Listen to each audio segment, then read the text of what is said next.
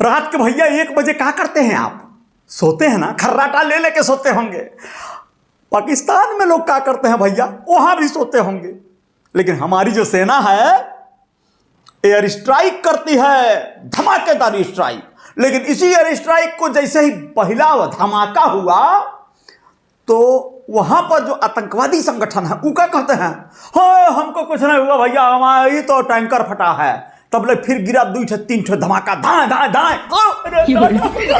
अरे बुरी भैया ये तो बम गिरा रहा है, इंडियन आर्मी के बम गिरा रहा है। अरे भैया भागो भागो भागो भागो, भागीदार मच गई। भैया आपको बता रहे हैं ये धमाका हुआ है हमारे इंडियन एयरफोर्स के द्वारा। ये जोरदार धमाका हुआ है पाकिस्तान के 9 आतंकवादी ठिकानों पर। 9 आतंकवादी उन ठिकानों को ध्वस्त किया है हमारी इंडियन आर्मी, हमारी वायुसेना ने। जिन लोगों ने पहलगाम में एक तरह से हमले का सही मायने में जो लोग जिम्मेदार थे, ये समझ लीजिए कि उन लोगों ने वो अपराध किया है। आतंकवादी संगठनों को पहले नोटिफाई किया गया, पहले देखा गया कि ये संगठन, यही लोग वो मूवमेंट चलाते हैं जो लोग सही मायने में हमारे देश के असली गद्दार हैं। वो गद्दारी कर रहे हैं जो लोग अब तक जो है हमारे देश के सैकड़ों लोगों को, बेगुनाह लोगों को, जिन लोगों ने मौत के घाट उतारा। पहलगाम हमले में ही 26 लोगों को जिस तरह से चुन चुन कर नोटिस करके उनके सिर में गोली मारी गई और कहा गया कि जाके ये मैसेज दे देना अपने देश के मुखिया को। देश के मुखिया और देश की सेना ने यह निर्णय लिया और 15 दिन नहीं बीतने दिया। 15वें दिन आप लोगों को बता दें, 15 दिन पे ये जो है बदले की कार्रवाई हमारे देश ने कर लिया है। भैया अवाक रह गए, पूरी दुनिया देखती रह गई। आप लोगों को बताएं कि इस हमले में लगभग 30 गोले दागे गए, 30 मिसाइलें दागी गई और 9 जगहों पर ये धमाके हुए हैं। चारों तरफ अफरा तफरी मच गई। सैकड़ों आतंकवादी या आतंकवाद से जुड़े लोग हलाक हुए हैं। सैकड़ों, 100 से ज्यादा मौतें हुई हैं। यह बात स्पष्ट हो गई है। अब ऐसे में जो पाकिस्तान की सेना है वो कहीं ना कहीं इसको अलग तरह से देख रही है। कुछ तोहमतें, कुछ इल्जाम लगाने पे तुली है। वो कह रही है कि भैया हमारे बेगुनाह 8-9 लोगों को जो है इन लोगों ने मारा है, ये जो है गलत काम है।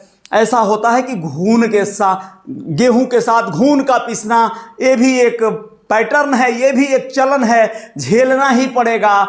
बस आतंकवाद या आतंकवादी लोगों के संगत में या संपर्क में जो कोई भी रहेगा उसे कहीं ना कहीं उसका खामियाजा तो भुगतना पड़ेगा। यही हुआ है पाकिस्तान में।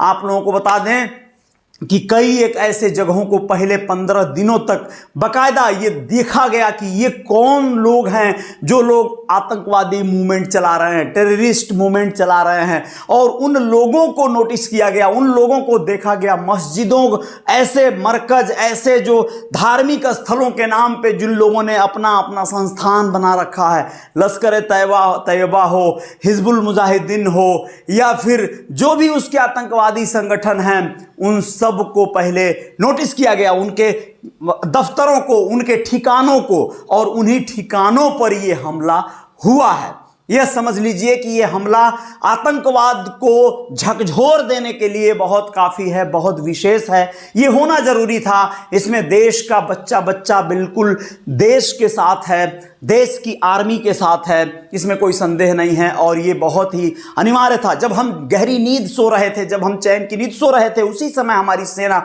झकझोर देने वाली बमबारियां कर रही थी। अब आज के तारीख में मैं आप लोगों को बताना जरूरी समझता हूं, 7 मई 2025 को लगभग देश के 244 जिलों में या शहरों में कह लीजिए मॉक ड्रिल किया जाएगा। जी हां, भयानक शायरन की आवाज भी सुनाई दे सकती है। और बहुत सारे तरकीबों में जब युद्ध की स्थिति आती है, जब भी किसी प्रकार की आपदा आती है, वैसे में क्या क्या हालात बनते हैं और उससे कैसे निपटा जाता है, इन सारे चीजों की मॉक ड्रिल होगी। यानी एक तरह से अभ्यास किया जाएगा, युद्धाभ्यास होगा, एक तरह का बचाव के पहलुओं पर जो है अभ्यास होगा। सेना की जो है मूवमेंट देखने को मिलेगी, पुलिस वालों को हाई अलर्ट कर दिया गया है उत्तर प्रदेश में खास करके। और बस बता दें आप लोगों को कि आज का जो शाम होगा, शाम जो 7 बजे के आसपास की, उस 6:58 से लेकर एक लगभग आधे घंटे तक का एक ऐसा टाइम जोन होगा जिसमें देश में अगर ब्लैक आउट मतलब पूरी तरह से अंधेरा छा जाए और युद्ध की स्थिति बने, तो ऐसे में क्या क्या सावधानियां बरतनी है, क्या क्या करना होगा, इन सारी बातों को बताएंगे आप लोगों को। देश के अलग अलग मीडिया संस्थानों के द्वारा जानकारियां मिलेंगी, सेना के जो प्रमुख होंगे उन लोगों के द्वारा यह एक तरह से गाइडलाइन मिलेगी। और ऐसे में पूरी तरह से लाइटों को ऑफ जो है रखने का सिफारिश किया गया है या बताया गया है, या फिर लाइट काट दी जाएगी कुछ समय के लिए, पूरी तरह से अंधेरा कर दिया जाएगा। और ऐसे में क्या होगा, किस तरह की स्थिति होगी, वो आप महसूस कर पाएंगे। तो ये आज के तारीख है, ये आज के हालात हैं।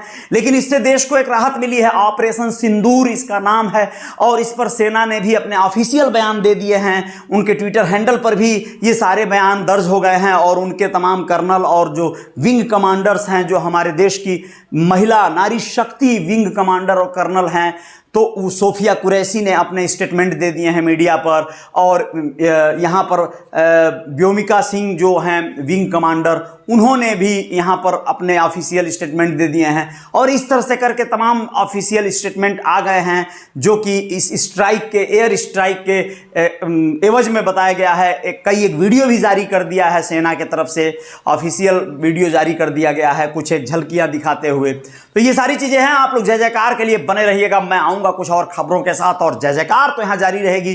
बाकी पाकिस्तान की तो नींद उड़ चुकी होगी, आप लोगों को भली भांति पता है कि ऐसे जब हालात बनते हैं तो पाकिस्तान किस तरह मिमियाता है। आप पाकिस्तान के हालात या उसके स्थितियां क्या होती हैं, उसके लोग डरे घबराए से हैं कि इंडिया का कोई और बड़ा कदम ना हो।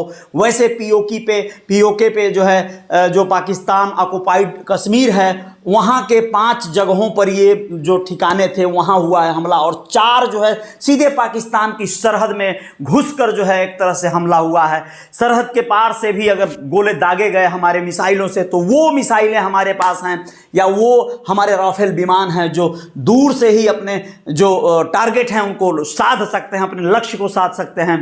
तो ये हुआ है और ये होता रहेगा अगर पाकिस्तान के जो आतंकवादी हैं वो लोग अपने हरकतों से, अपने इन कुकर्मों से बाज ना आए।